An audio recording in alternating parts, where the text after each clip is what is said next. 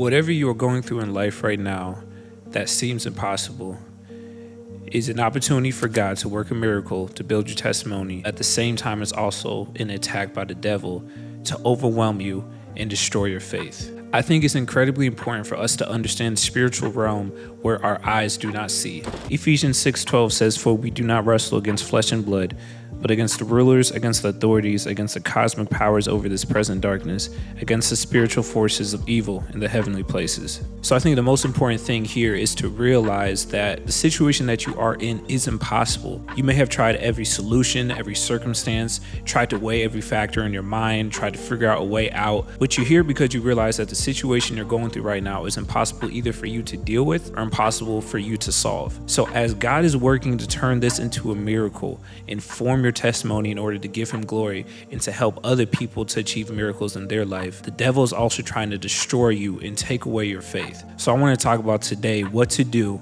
when things seem impossible. Yo, what is good, y'all? It's your boy Paul Bernard II, also known as PB. I've been a full-time content creator and entrepreneur for about the last 5 years. I'm not in Texas where I usually stay and make videos from. I'm actually in Michigan visiting my family. That's why I got a hoodie on, because even though it's sunny, to me, as a now residing Texan, it's still kind of chilly out here. So yeah, laugh at me if you want, but I'm gonna stay comfy and cozy. So I will say that in my life, I believe that God's presence, his miracles, and my testimony has been built around mostly my career. I put a lot of emphasis on what I achieve, on my business, on my life as an entrepreneur. And many times I've had wrestlings with God and situations where things seem impossible and God came through for me. I can actually say today that God's presence has been active in my life because of the experiences I've went through and the miracles that I've seen. But let's be real and let's be transparent. I'm not just here to say that God is good all the time and all the time God is good and throw the favor of the Lord in your face. Even though I do believe it's present, you may not feel like that right now. You may not see his presence. You may not feel like he's working in your life for your good. So this is where I like to start. The Bible is full of stories of the impossible. But that means nothing if you don't believe it, if you don't immerse yourself in those stories and actually understand and grasp the truth that is told through the scriptures. Have you actually read the text, read these stories, this rich history, and pictured yourself receiving this same favor from the Lord? Do you believe that he is capable of doing that in your life right now with this particular situation? Do you not see through the scriptures, through the Bible, that the Lord shows favor to the weak in spirit and the brokenhearted? The whole purpose of my words right now is to put an emphasis on your level of belief, to put an emphasis on your faith. And I know that may sound generic as a Christian, but the reason why it's so important is because, like we see in Hebrews 11:6, it says, "And without faith it is impossible to please him. For whoever would draw near to God must believe that he exists and that he rewards those who seek him." The emphasis is always on your belief and on your faith. I think often we get caught in the cycle of asking God evaluative questions and performative based questions like, "God, where are you? What are you doing in my life? Do you not see my pain and my suffering?" But the thing is, God is always constant. His ability does not change. His desire to do miracles and see us prosper does not change. I like to say that 9 out of 10 times when something is going wrong in our life, it's a spiritual problem. There has been some type of decline in our level of faith or in our level of discipline in our walks of righteousness. And although I do believe the Bible is full of truth and full of answers and solutions, I found myself getting caught up here because as a Christian who's grown up in the faith, who loves the Lord, has seen his miracles and truly believes it, it's almost hard sometimes when you face something that seems impossible and you know that the word is true. You know that the Bible has the answers, because I start getting in my head and thinking, oh, I'm a terrible person for even allowing myself to get down. But we have to understand that it's through these situations that our faith grows. It is through these battles that we face that our sanctification grows. It is through the low points in our life that God takes us from the bottom to the top, that we see the evidence and proof that God is real and that he loves us. So although we are going through something right now, it may not even be related to us. Like I said at the beginning, this is an opportunity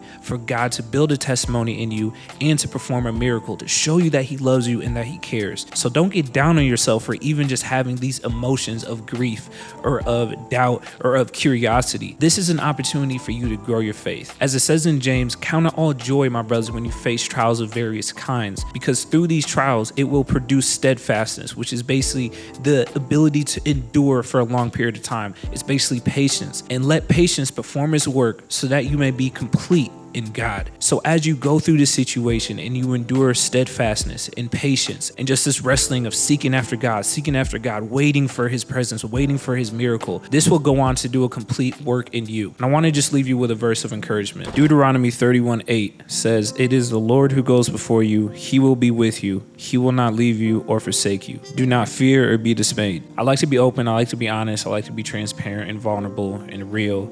And I just want to share the truth that you probably already know. This video and my words are not going to solve your problem. Chances are, whatever problem you were going through when you first clicked on this video is still your problem now at the end of this video. Your problem is only going to be solved through God's grace and your faith. And the thing is, God's grace has already been bestowed upon you. It is already there for you to receive. God already sent his son to pay the penalty of death so that we all could have grace. Now it's about your faith, your level of belief in God, his capability, your waiting on the Lord and your trust in the Lord that he desires what is good for you in your life. And I want to encourage you, especially if you're anyone like me who tends to just take things and hold them to themselves and try to figure it out on your own, go to the comment section and allow God to create a testimony in you. Speak openly about whatever struggle it is that you're going through right now. Allow people to comment, to like your posts, to give you encouragement, to pray over you. And again, I'm not saying that that is going to solve your problem, but I think it's important that we show the evidence of God through our testimonies. We allow our stories and our problems to be used by God. So go to the comment section. If you're struggling right now with something, be open, share it, and allow a brother or sister to come alongside you and fight this battle with you.